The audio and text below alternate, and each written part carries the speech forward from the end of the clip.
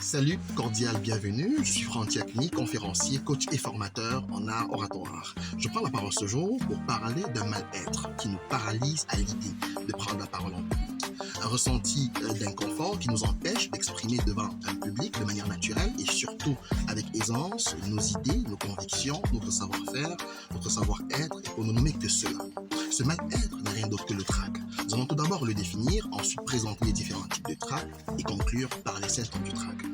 Qu'est-ce que le trac? Le trac est un sentiment désagréable ou encore un mal-être que quelqu'un éprouve au moment de paraître en public.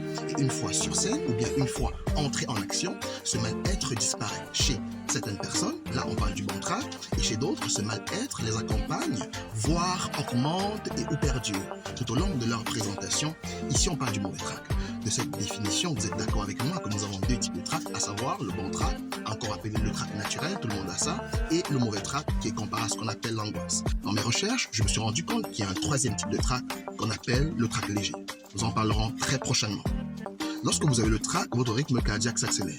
Vous avez des sensations de chaud ou de froid. Vous transpirez au niveau du visage malgré la climatisation. Vous avez des mains moites, c'est-à-dire une transpiration excessive au niveau de la paume de la main. Vous perdez carrément l'appétit. Il fait chaud, vous avez froid. Il fait froid, vous avez chaud. Vous avez une boule au ventre, une boule à la gorge. En fait, vous avez envie de disparaître à jamais.